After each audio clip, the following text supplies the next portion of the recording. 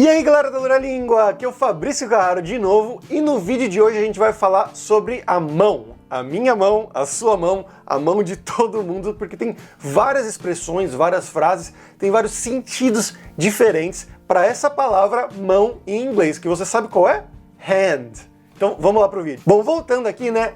Mão em inglês é hand, como muita gente já sabe, e aqui a gente vai ver vários usos dessa palavra, porque ela pode ser um verbo, ela pode ser um substantivo, então a gente vai ver vários exemplos aqui. Começando primeiramente com a mão como um verbo, não como um substantivo, né? Então, o verbo to hand something, você sabia que hand, né, to hand é um verbo também?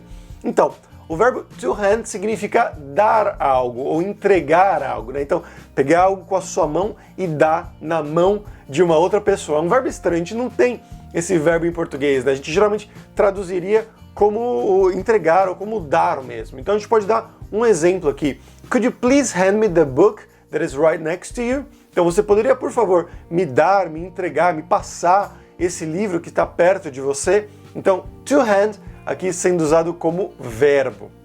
Segundo uso da palavrinha hand é numa expressão que é handful of. A handful of something. Que aí o que significa esse handful of? Isso a gente geralmente vai traduzir como um punhado, né? Tipo, um pouco. A gente pode traduzir também como alguns ou algumas, dependendo da situação. Então você pode ver dois exemplos que a gente vai dar aqui. O primeiro, my dad always gives me a handful of coins to buy ice cream. Então o meu pai sempre me dá um punhado, né? Algumas moedas para eu comprar sorvete.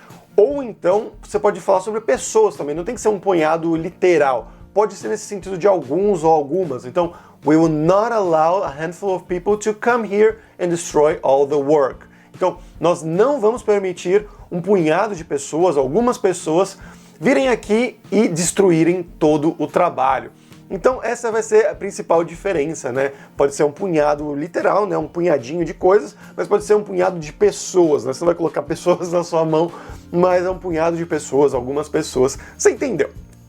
Terceiro pontinho, uma expressão que muita gente conhece, que a gente tem em português também, que é to give a hand, que significa ajudar, né? Dar uma mãozinha. A gente falaria em português, né? Dar uma mão ou dar uma mãozinha.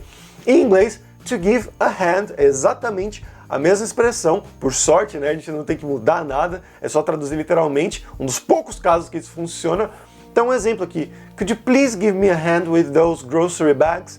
Você poderia, por favor, me dar uma mão, me dar uma mãozinha com essas malas de compras, com essas sacolas de compras? Então, o verbo aqui, né, uma expressão, na verdade, to give a hand, dar uma mão, dar uma mãozinha. O quarto pontinho é uma que eu aposto que você não conhecia, que é o uso de hand como ponteiro. Isso mesmo, ponteiro do relógio, que vai virando ali, um relógio analógico. Então você pode dizer, por exemplo, the gear makes the clock hand turn, ou seja, a engrenagem faz o ponteiro do relógio girar. Ou mais um exemplo, the minute hand is larger than the hour hand, ou seja, o ponteiro dos minutos é maior do que o ponteiro das horas.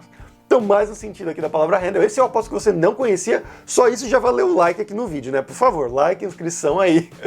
Mas vamos agora para o quinto pontinho, que é o quinto uso dessa palavra hand, que ela também é usada em uma outra expressão significando lado. A gente traduziria como lado em português, que é on the other hand, que você pode falar por outro lado, né? Tipo, tem esse ponto, mas por outro lado tem um outro ponto também. Então, this car is amazing, but on the other hand, it's very expensive. Então, esse carro é fantástico, é maravilhoso, mas por outro lado, on the other hand, é muito caro, it's very expensive. Então tem essa diferença aqui, né, de por um lado, por outro lado.